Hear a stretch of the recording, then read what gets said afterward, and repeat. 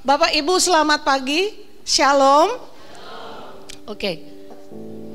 Salah satu tema saya yang saya sukai, yang sedang saya pelajari adalah mengenakan manusia baru. Dimensinya macam-macam. Tapi hari ini dengan Bapak dan Ibu semua, saya akan bicara tentang jangan takut berbeda. Oke? Jangan takut berbeda. Mari kita mulai. Mari kita lihat, maksudnya ayat yang akan saya gunakan adalah di 2 Korintus 5 ayat 17. Ini ayat ini penting. Jadi, siapa yang ada di dalam Kristus, dia adalah ciptaan baru. Yang lama sudah berlalu. Sesungguhnya yang baru sudah datang. Ada beberapa hal di sini yang ingin saya bagi untuk kita sampai di nanti tema itu. Mengenakan manusia baru, dan kali ini jangan takut berbeda. Yang pertama, jelas ada yang lama dan ada yang baru. Itu fakta. Setuju ya? Ayat itu bilang, ada yang lama dan ada yang baru. Kita tahu apa artinya yang lama. Yang lama itu sesuatu yang kita cenderung mau ganti. Di sini ada yang punya Nokia yang batang kayu itu? Oke, tidak ada ya. Artinya Bapak dan Ibu tidak pernah tinggal di Papua.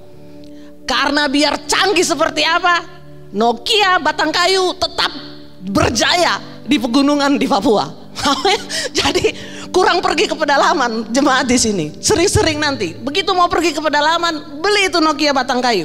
Oke, kita balik. Tapi kita paham dulu. Ada yang lama dan ada yang baru. Itu fakta. Yang lama sudah berlalu. Coba kita lihat itu pengertiannya. Dan apa yang lama dan yang baru? Kita buka sekarang di Galatia 6 ayat 15. Kita baca di situ dikatakan begini. Sebab bersunat atau tidak bersunat tidak ada artinya. Oke? Tetapi menjadi ciptaan baru itulah yang ada artinya. Itu di terjemahan baru. Di terjemahan bahasa Indonesia sehari-hari jauh lebih mudah kita mengerti. Ditulis seperti ini. Jadi bagi kita yang sudah bersatu dengan Kristus Yesus, tidak ada lagi perbedaan antara orang bersunat dan tidak bersunat. Ini ingat Bapak dan Ibu, ditulis oleh Paulus ke jemaat Galatia. Jemaat yang dengan keras Paulus tegur karena dia menyebut begini, kamu jangan bodoh. Ada yang mau dibilang gobloknya? Tidak ada. Tapi Paulus dengan tegas menegur orang di Galatia ini. Tapi dia mau bilang begini, tidak ada perbedaan antara yang bersunat dan yang tidak bersunat. Yang penting, ini dari terjemahan Indonesia, menjelaskan ayat yang Galatia 6 ayat 15 tadi.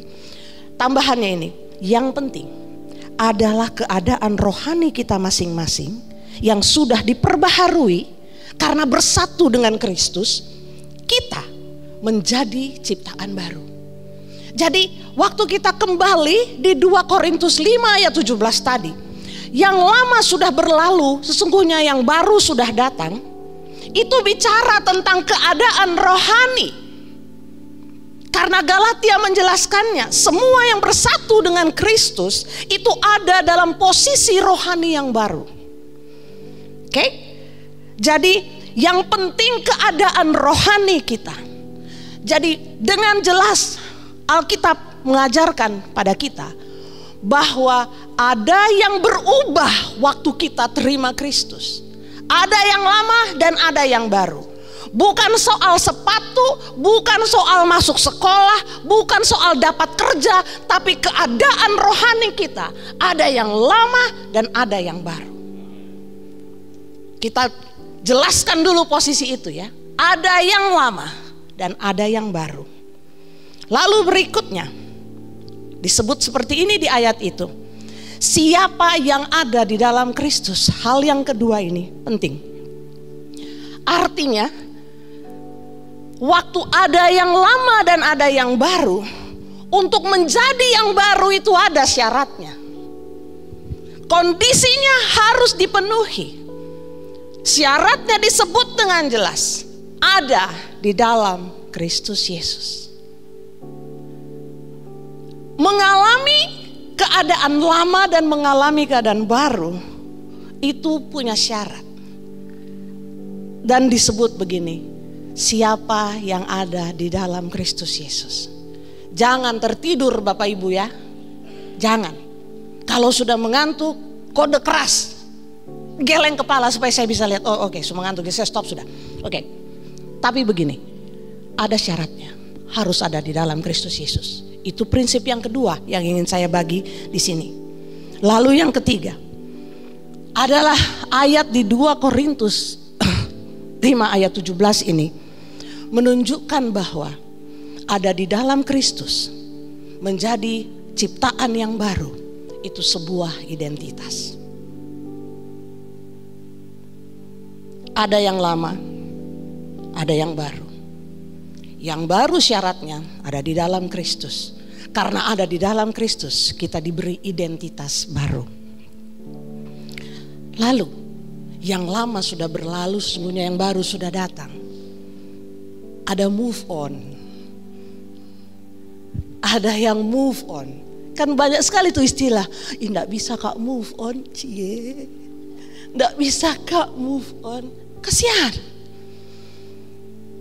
Tapi ayat ini mengajarkan hal itu. Jadi yang keempat adalah di dalam Kristus ada move on, ada perubahan, ada pergerakan. Itu yang perlu kita ingat. Lalu kemudian disebutkan begini, saya mau tarik ayat 2 Korintus 5 ayat 17 ini, ayat 2 Korintus 7 ayat 2 Korintus 5 ayat 17 ini ke Efesus 4 ayat 24. Apa yang diminta dari kita? Oke, Efesus 4 ayat 24 saya bacakan karena terlalu kecil kelihatannya di sana. Disebut begini, Efesus 4 ayat 24. Oke. Sebenarnya bagus kalau dibaca dari ayat yang 22. 20 saya bacakan. Tetapi kamu bukan demikian. Kamu telah belajar mengenal Kristus. Karena kamu telah mendengar tentang Dia dan menerima pengajaran di dalam Dia menurut kebenaran yang nyata dalam Yesus, yaitu bahwa kamu berhubung dengan kehidupan kamu yang dahulu, yang lama, harus menanggalkan manusia lama dan yang menemui kebinasaannya oleh hawa nafsunya yang menyesatkan, supaya kamu dibaharui dalam roh dan pikiranmu. Tadi kita sudah lihat bahwa manusia lama dan manusia baru itu soal situasi rohani kita, keadaan rohani kita. Dan yang 24, mengenakan manusia baru yang telah diciptakan menurut kehendak Bapa di dalam kebenaran dan kekudusan yang sesungguhnya. Jadi ada manusia baru yang diciptakan menurut kehendak Tuhan sendiri. Lalu Kolose 3 ayat yang ke-10. Di sana disebut begini. Telah mengenakan manusia baru yang terus-menerus diperbaharui untuk memperoleh pengetahuan yang benar menurut gambar haliknya. 2 ayat ini, Efesus 4 ayat 24, Kolose 3 ayat 10. Saya ingin sambung dengan 2 Korintus 5 ayat 17 tadi. Kesimpulannya begini saudara. Kondisi manusia baru kita itu harus dikenakan. Dan waktu kita mengenakan manusia baru kita, itu adalah perubahan yang terus menerus. Waktu Alkitab bicara tentang perubahan terus menerus, Alkitab gak bicara 1 tahun 1 kali, tapi Alkitab bicara tentang setiap hari. Penting untuk tahu bahwa kekristenan kita diintervensi oleh kasih Kristus itu setiap hari.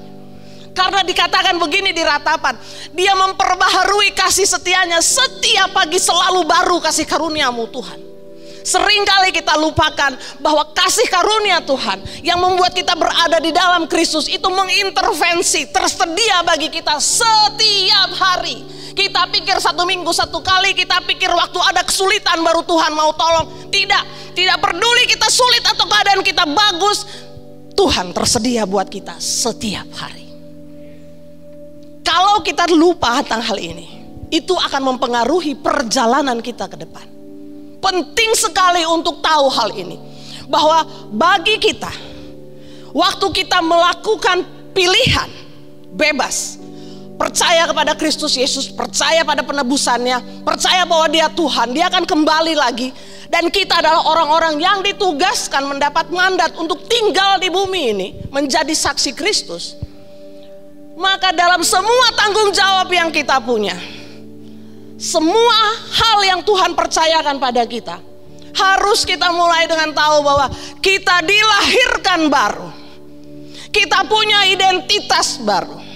Kita punya situasi rohani yang baru. Kita adalah ciptaan baru. Lahir baru dan menjadi ciptaan baru adalah dua hal yang berbeda.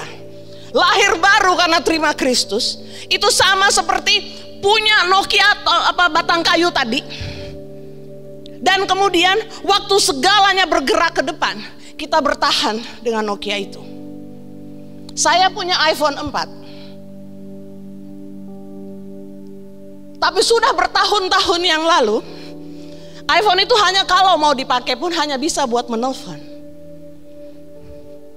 Karena operation systemnya bergerak terus. Saya mau pakai handphone karena kita semua pasti di sini semua punya handphone.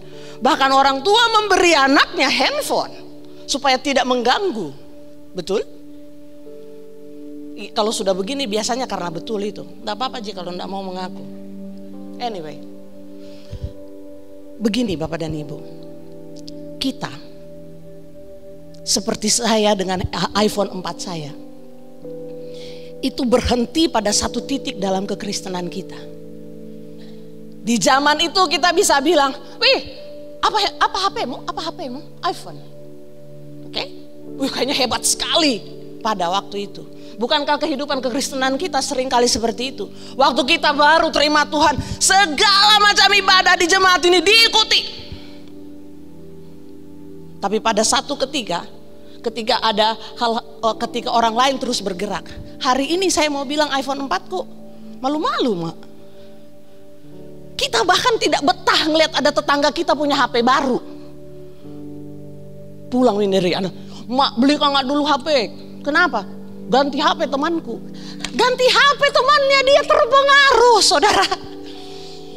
Atau ibu-ibu ada yang ngarisan, ganti tas teman saya juga harus ganti tas. Sayangnya keinginan kita untuk memiliki sesuatu yang baru itu tidak sebanding dengan keinginan kita untuk memenuhi semua yang Tuhan mau dalam hidup kita. Kita suka gagal di situ. Kita nggak bersedia mengikuti hal-hal yang Tuhan mau. Padahal logikanya kalau HP saja dan sistem operationnya itu berkembang, kita berhenti di satu titik. Kita nggak maju dengan Tuhan. Padahal Tuhan bilang begini, diperbaharui, yang terus menerus diperbaharui. Setiap hari kita diperbaharui kalau kita mau. Prinsip yang lain itu adalah begini, adalah bahwa menjadi manusia baru, mengenakan manusia baru yang sejak tadi saya coba bicarakan, itu menunjukkan dua hal. Pertama, ada yang telah Tuhan kerjakan. Setuju? Kita tidak bisa menjadi manusia baru dan kemudian mengenakan manusia baru yang terus menerus diperbaharui kalau kita tidak tinggal di dalam Kristus Yesus. Jadi ada bagian part di mana Tuhan sudah selesai dengan itu semua. Tapi dibilang tadi di Kolose itu adalah bahwa kita untuk saya bacakan lagi Kolose 3 ayatnya yang ke-10,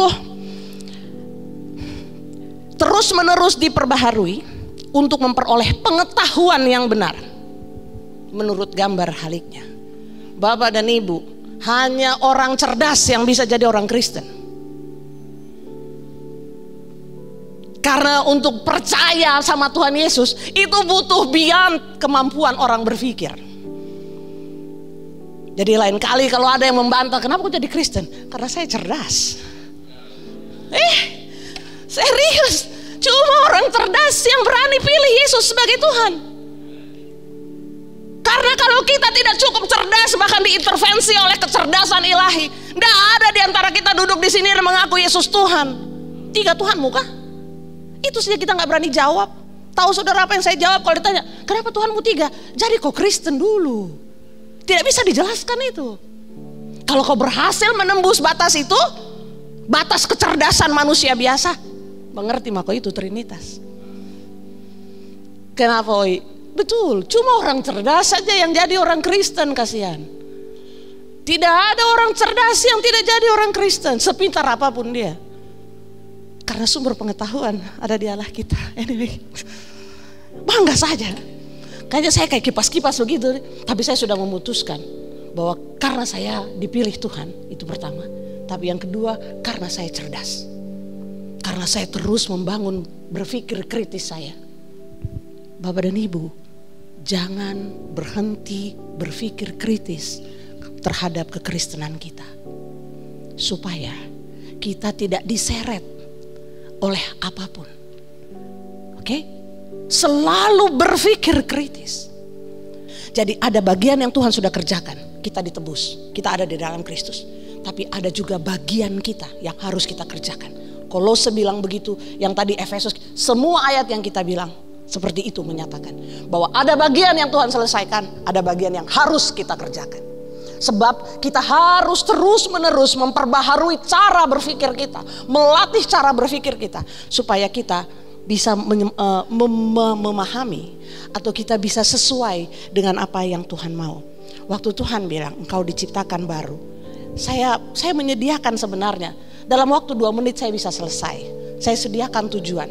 Kalau nanti Bapak dan Ibu dengarkan saya dan kemudian pulang, ini tujuan saya untuk bicara tentang mengenakan manusia baru dan jangan takut berbeda. Tujuan yang pertama itu begini, kayak kelas begitu Dik. Anyway, saya fasilitator. Anyway, pertama tujuannya adalah ada 4 tujuan, kecil-kecil sekali, nggak bisa kebaca. Anyway, saya baca saja. Tapi saya akan fokus pada tujuan yang ini. Terus berlatih mengenakan manusia baru, memahami prinsip dan mempraktekkan kebenaran. Terus bergerak dengan identitas manusia baru sambil tetap tinggal di dalam Kristus. Lalu kemudian yang ketiga adalah dengan pertolongan Roh Kudus kita makin mahir membuat keputusan. Itu area yang akan kita bicarakan. Mari kita mulai dengan ini. Fakta bahwa kita adalah ciptaan baru itu menunjukkan bahwa kita harus hidup sesuai dengan firman Tuhan. Gampang toh itu? Kita semua pasti dengar. Setiap minggu dalam semua kesempatan, semua hal. Bahwa untuk bisa terus bergerak, kita harus hidup sesuai dengan firman Tuhan. Lalu apa urusannya jangan takut berbeda waktu kita mengenakan manusia baru. Begini. Waktu menjadi manusia baru, yang lama sudah berlalu, yang baru sudah datang. Bapak dan Ibu, kalau Bapak dan Ibu percaya Yesus sungguh-sungguh, tidak ada pilihan lain kecuali menjadi berbeda. Saya minta maaf. Tidak ada pilihan abu-abu. Kau manusia baru atau kau manusia lama. Tidak ada pilihan di tengahnya. Jadi kita dipanggil, kita jadi manusia baru. Kenapa harus mengenakan manusia baru?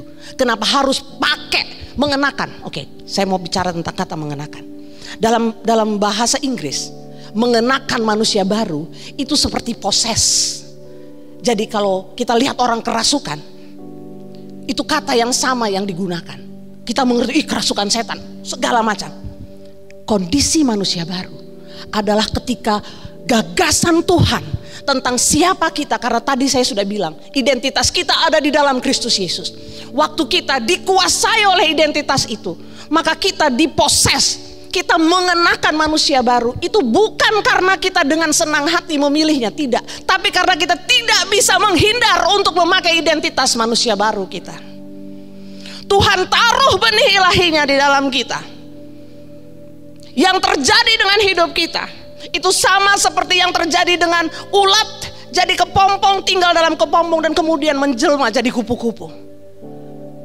Ada banyak kemungkinan antara ulat sampai kupu-kupu. Tapi satu hal yang pasti di dalam kekristenan kita, Tuhan mau jadikan kita kupu-kupu. Tidak ada pilihan lain Bapak dan Ibu. Tidak bisa kita bertahan sebagai ulat dan kemudian menantang Tuhan, coba rubah saya. Nggak bisa. Tidak ada pilihan lain bagi kita kecuali menjadi berbeda. Jadi hal yang pertama, kenapa jangan takut berbeda? Karena di dalam kita ada benih yang tidak sama dengan benih yang ada di dunia ini. Di dalam kita Tuhan percayakan, Tuhan investasikan dirinya. Di dalam kita ada benih ilahi Dan sama seperti bayi, kita tahu bayi gak tinggal 10 tahun dalam kondisi bayi. Tapi banyak di antara kita menolak untuk tumbuh dan berjalan bersama Tuhan. Kenapa kita tidak boleh takut berbeda? Karena di dalam kita ada roh yang tidak sama dengan roh di dunia ini. Waktu kita takut menjadi berbeda, kita akan kompromikan segala hal. Saudara pikir ini soal moralitas saja waktu Tuhan tebus kita? Berhenti selingkuh, berhenti nonton porno, berhenti apa saja? Tidak. Waktu Tuhan tebus kita, moralitas kita bukan moralitas ukuran dunia ini. Moralitas kita itu bahkan bicara di mana saudara buang sampah. Serius. Ini bukan soal yang kelihatan hebat gitu, yang membuat kita takut jadi orang Kristen dan takut bicara kekudusan. Bagaimana saudara kelola sampah di rumah saudara? Itu ukuran moralitas orang Kristen. Saudara sama seperti orang lain yang minum alkohol langsung lempar saja dari jendela mobil. Saya punya kemarahan yang luar biasa setiap kali lihat ada mobil, kelihatannya mobil bagus, terus tiba-tiba penumpangnya kasih turun jendela dan buang sampah. Biasa dalam hati bilang, pasti bukan orang Kristen. Tapi kalau orang Kristen melakukannya, bertobat Ki.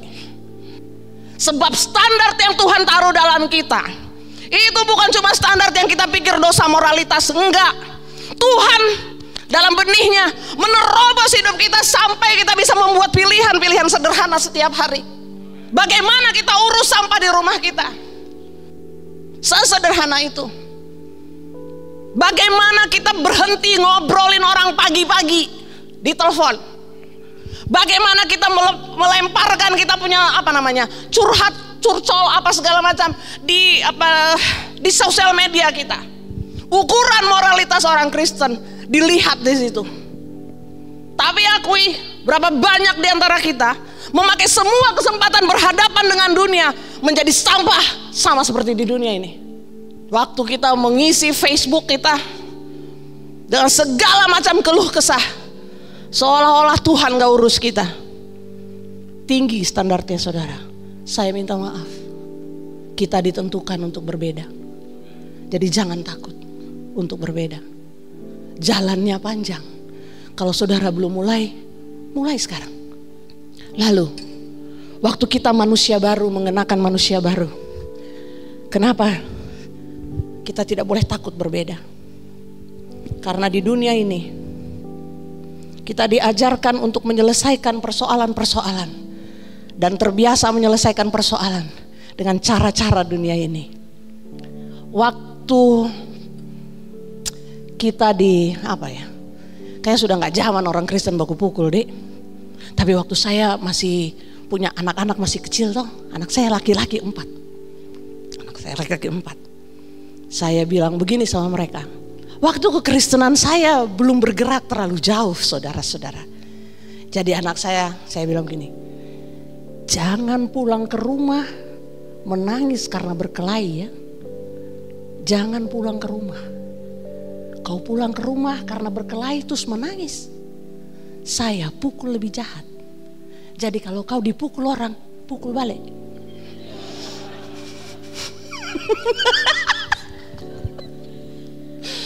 Saudara ketawa karena mungkin saudara menyimpan keinginan yang sama.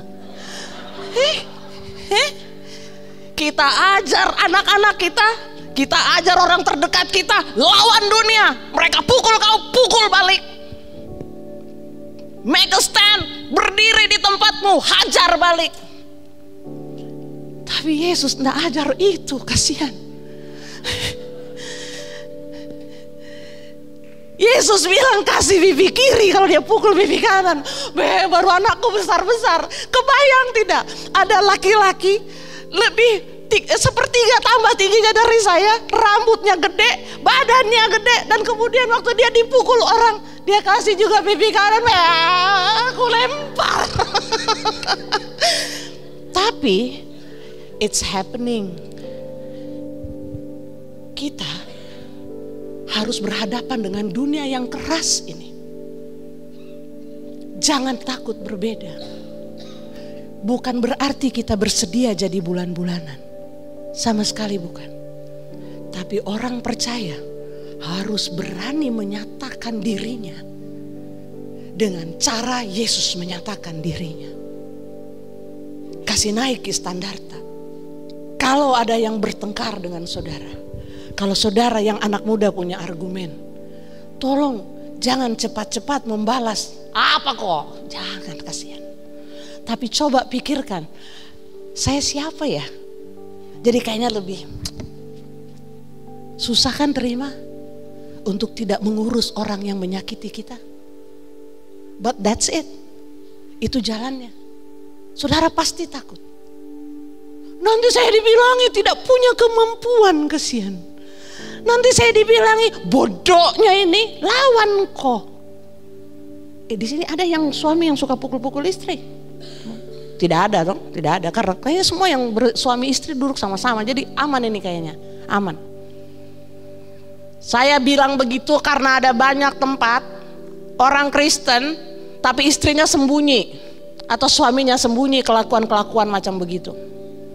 Saya mau kasih tahu, cerai itu bukan jalan keluar, itu cara dunia. Orang Kristen itu punya hak untuk bilang waktu dia teraniaya, oke?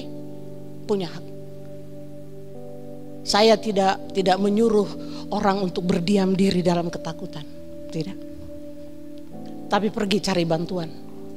Itu yang jarang dilakukan oleh orang Kristen. Semakin mereka kelihatan rohani, semakin mereka menyembunyikan luka-luka mereka. Tapi kekristenan adalah mengajar kita untuk tahu bahwa hidup kita diselamatkan dalam konteks jemaat. Setelah kita diselamatkan sebagai pribadi, kita dipanggil untuk menjadi jemaat. Tuhan rancang gereja supaya ada saling di sana. Jangan takut. Jangan takut ada di dalam jemaat. Saya mau bilang itu. Jangan takut ada di dalam jemaat. Hal yang terkait dengan jangan takut ada di dalam jemaat adalah jangan takut untuk mengasihi Tuhan. Bukti dari mengasihi Tuhan adalah tidak mencurigai Tuhan. Orang yang diciptakan ada di dalam Kristus tidak akan mencurigai Tuhan. Tapi saya, saudara barangkali punya kecenderungan untuk curiga sama Tuhan waktu keadaan tidak baik-baik saja terhadap hidup kita. Orang yang mengenakan manusia baru bergerak dari pikiran yang lama kepada pikiran yang baru. Termasuk untuk mengasihi Tuhan begitu rupa dan berhenti mencurigai Dia. Seringkali kita merencanakan Tuhan itu masuk di dalam aqua, oke? Hidup kita, cara berpikir kita seperti botol minuman, air mineral. Kita menolak waktu Tuhan menghadirkan bentuk yang lain dari dirinya. Yang kita kerjakan dengan mencurigai Tuhan, contohnya adalah ketika meminta Tuhan melakukan seperti yang kita pikir terbaik dalam hidup kita. Jangan takut mengasihi Tuhan, saudara. Karena mengasihi Tuhan itu harus kita latih. Kita tidak lahir dengan kasih. Yang punya kasih dan adalah kasih itu cuma Bapa semata. Kita harus berlatih mengasihi. Kita harus bangun kemampuan dan keterampilan mengasihi. Tidak ada tempat lain untuk belajar mengasihi kecuali hidup bersama-sama di dalam jemaat, saudara. Mau terluka, mau tidak suka, tinggal. Karena orang yang bertahan itu tidak mencurigai Tuhan. Tuhan kenapa ini? Sombongnya itu. Baru di 1 tahun. Berkuasa mi. Mengatur-mengatur mi. Berhenti, saudara. Jangan ukur Tuhan dengan cara kita mengukur manusia. Kita pikir waktu kita melamar dan tidak dapat kesempatan kerja, itu karena kita tidak mampu atau Tuhan tidak tahu. Berhenti, jangan takut mengasihi Tuhan. Berhenti mencurigai Tuhan. Karena tidak ada dari tangan Tuhan itu yang kayak kita kayak tampi beras lalu kemudian beras jatuh di bawah begitu. Tidak. Kalau dia tahu satu rambut saja tercabut, dia tahu gimana lagi yang lain. Kalau untuk urusan kita Tuhan kasih anaknya, gimana lagi yang lain yang dia tidak bisa kasih. Untuk mengenakan manusia baru, maaf saudara, jangan takut berbeda. Waktu kita berhenti mencurigai Tuhan, waktu kita berhenti mencurigai Tuhan adalah waktu kita berani bilang terima kasih Tuhan dengan air mata berlinang. Saudara pernah alami itu? Waktu dengan gemetar kita bilang terima kasih Tuhan, saya tidak mengerti apa yang terjadi, tapi terima kasih Tuhan. Waktu kita melakukannya, kita sedang maju satu langkah lagi untuk mengenakan manusia baru. Waktu keadaan buruk, berhenti curiga sama Tuhan. Manusia baru tidak takut mengasihi Tuhan. Dalam semua keadaan, dia pilih engkau andalanku. Kita terbiasa pegang kekuasaan dan kita ukur kekuasaan dengan uang. Itu makanya kita rasa aman kalau punya uang banyak. Dan kita susah waktu kita tidak punya uang atau tidak punya simpanan. Begini, jangan takut berbeda saudara. Waktu harapan kita itu bukan karena kita punya tabungan, atau bukan karena kita punya simpanan, atau karena kita punya investasi. Harapan kita itu adalah waktu kita tunggu orang ketuk pintu dan kasih ikan goreng. Karena Tuhan bisa intervensi hidup kita seperti itu. Nyata, real. Saya pernah hanya hidup dengan Tuhan, gak punya tabungan, gak punya apa-apa. Tapi pengalaman hidup dengan Tuhan itu membuat siapa saja boleh cerita tentang Tuhan atau meragukan Tuhan. Tapi buat saya, Jehovah Rafa, Allah yang menyembuhkan, itu nyata. Saya tidak punya uang untuk pergi, tapi anak saya yang sulung, kalau dia berjalan itu sudah ada jejak. Karena dia punya kaki itu kena herpes, jari-jarinya itu semua di 10 jari, kaki 2 kakinya. Jadi kalau dia berjalan, umurnya baru sekitar 3 tahun, dia berjalan di lantai rumah sudah ada jejaknya karena berair herpesnya itu. Saya bilang begini, Tuhan yang ada cuma 20.000, gak zaman banget ya cerita begini. Tapi saya ingin saudara tahu bagaimana saya berjalan untuk mengenakan manusia baru. Bagaimana Tuhan saya pilih. Tidak satu kali hebat begitu, tapi dimensi demi dimensi. Untuk Jehovah Rafa, saya minta sama Tuhan cuma 20.000 Tuhan. Mau naik beca pun tidak bisa, apalagi bayar dokter. Sembuhkan Tuhan. Lalu sudah, besoknya kering itu barang. Jadi hari ini saya mau bilang, saudara boleh tidak percaya Tuhan, tapi urusan Tuhan menyembuhkan. Saya gak goyang. Saya tahu Tuhan melakukannya. Saudara boleh gak goyah. Saudara boleh goyah. Saya punya satu kesaksian lagi soal keuangan. Saya punya anak. Di zaman itu kan kayaknya kalau bisa sediakan susu Denko aja sudah hebat sekali kan ya. Saya gak punya duit, saya gak punya apa-apa. Kaleng Denko anak saya kosong. Saya bilang begini sama anak saya, Ariel berdoa dong sama Tuhan. Bilang Tuhan kasih penuh itu. Lalu kami berdoa sama-sama. Tuhan kirim susu kah? Dah. Betul. Ada uang untuk beli Denko. Seharga yang kaleng susu itu penuh. saya nggak goyang tentang bagaimana Tuhan mencukupkan. Tapi saudara tahu, setelah saya bekerja dan mulai punya tabungan, saya terperkur sekitar 6 bulan yang lalu waktu kontrak saya yang terakhir habis. Saya nggak punya pekerjaan selama 6 bulan. Dari mana saya dapat uang? Pada waktu seperti itu saya menyanyi ini. Adakah manusia berpakaian seindah bunga? Apakah manusia hidupnya sesingkat bunga yang berkembang kini dan esok akan layu? Bunga dan kita semua ciptaannya. Bunga yang hidup sejenak, diperhatikan Allah begitu rupa.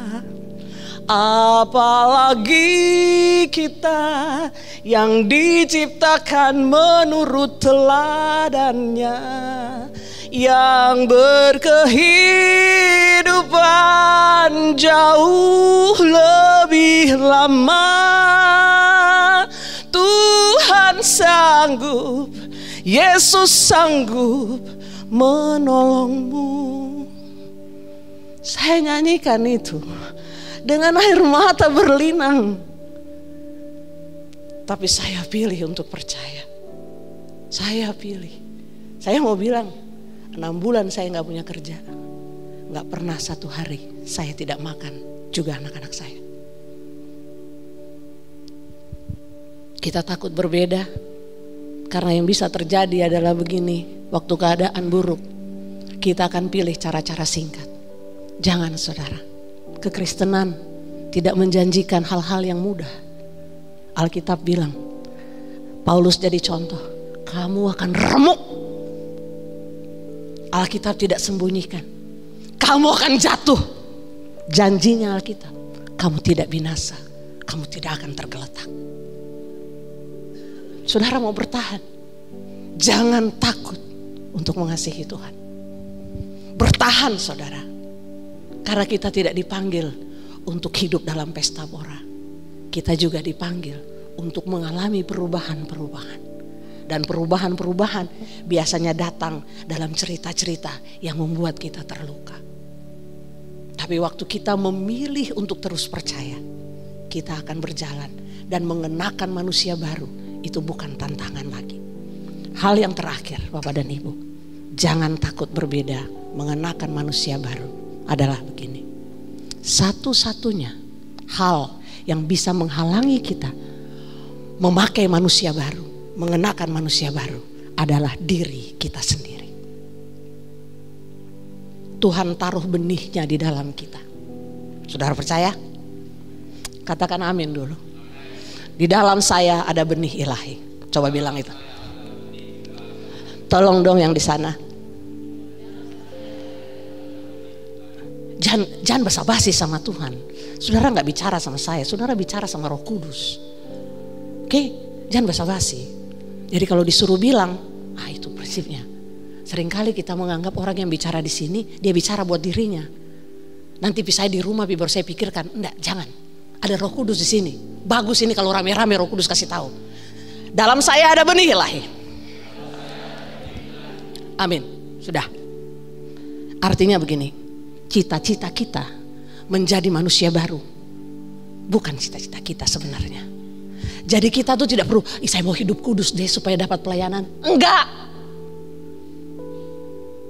Manusia baru itu adalah hal yang kudus. Kekudusan itu bukan perbuatan, tapi keluar karena itu adalah jati diri kita. Kita harus sampai di sana.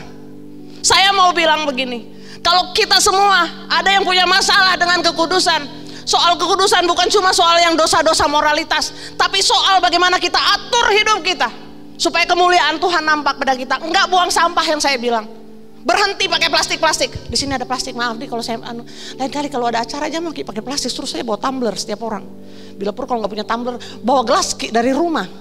Sediakan saja galon. Maaf karena kita semakin tidak peduli. Kita semakin sama dengan dunia ini. Mau gampang. Kita suka yang instan. Jangan sampai itu berpengaruh pada cara kita membuat pilihan-pilihan dalam kekristenan. Oke? Biar saja yang susah-susah mau. Tapi ada kenikmatannya, itu dihargai. Balik lagi. Dalam kita ada benih ilahi. Jadi cita-cita kita untuk menjadi atau mengenakan manusia baru itu bukan cita-cita kita, tapi itu ketentuan Tuhan. Itu cita-cita Tuhan yang Tuhan titipkan di dalam kita. Kita tidak bisa menghindar untuk jadi seperti itu. Belakangan ini demi menguruskan badan, saya itu jalan kaki. Saya paksa diri saya, enggak paksa. Saya dengan senang hati setelah berbulan-bulan bermeditasi. Tuhan, saya malas sekali jalan Tuhan. Satu hari saya putuskan, saya harus jalan. Saya lalu mulai jalan. Saudara tahu apa yang saya pelajari? Waktu saya mulai jalan, saya pakai kompleks saja, saya berkeliling di kompleks. Saya tahu satu hal. Seberapa jauh saya pergi, saya selalu mau pulang ke rumah. Karena kalau saya tidak pulang ke rumah, saya gelandangan, kasihan. Identitas ilahi, benih ilahi di dalam kita, itu harus pulang kepada yang membuatnya, yang meletakkannya di dalam kita. Kita boleh keluyuran kemana saja, tapi tangan Tuhan yang perkasa akan paksa hidupmu untuk terus jalan sesuai dengan rencananya. Kita tidak mungkin mengatur Tuhan. Kita nggak bisa kasih masuk Tuhan dan bertanya, kadang-kadang saya pikir Tuhan tuh ada nggak ya? Tuhan ada, kamu yang nggak lihat. Tuhan ada, kita yang nggak mengerti. Kita suka sekali bilang, kira-kira Tuhan ada nggak ya? Kenapa begini hidupku Tuhan? Tuhan menyaut dari surga. Kenapa kah? Iyalah, kan kita suka bilang, Tuhan, why me? Tuhan bilang, why not? Apa-apa menangis, diputusin pacar menangis, wih, itu bagus itu kalau putus sekarang. Serius, jangan bikin celaka. Kalau Tuhan tutup pintu, itu bukan berarti Tuhan gak peduli sama kalian anak muda. Enggak, Tuhan cuma bilang, gak usah mau kau masuk, habis energimu. Berhenti mau kau saja di situ, kembali makina. Banyak yang ada kesenangan-kesenangan lain di luar pacaran. Yang saya mau kembali lagi, saudara, ini serius. Tuhan taruh benih di dalam kita. Tuhan pasti akan mencapai tujuannya dengan apa yang Dia mau. Dari ulat jadi kupu-kupu, itu rencana Tuhan. Kita jadi kupu-kupu. Tapi di tengah perjalanan itu, kita yang pilih mau terus atau tidak. Karena kadang-kadang dalam perjalanan menjadi kupu-kupu, kita akan dibungkus oleh banyak hal. Kita akan merasa tidak nyaman oleh banyak hal. Tapi tadi yang saya bilang, jangan takut mengasihi Tuhan. Kasihi Tuhan semampu-mampu kita. Karena kalau Tuhan tidak kasihi kita semampu-mampu Tuhan, yang terbukti di kayu salib, kita nggak punya kesempatan untuk menakar-nakar kebaikan Tuhan. Jadi kasihi Tuhan semampu-mampu kita. Saya mau kasih tahu ini, kasih itu persoalan orang sekarang. Semuanya serba transaksi. Apa saja transaksi. Kalau saya kasih kau ini, apa kak? Kau kasih ke apa? Kekristenan kita harusnya membuat kita berjalan 2 kali lebih jauh dengan orang yang kita tolong. Itu serius. Itu butuh keberanian. Jadi jangan takut berbeda. Soal berani mengasihi Tuhan. Itu pesan saya pikir. Jangan takut berbeda. Karena di dalam membuat perbedaan, kita memang dipanggil untuk berbeda. Yang kedua, jangan takut berbeda dalam mengasihi Tuhan.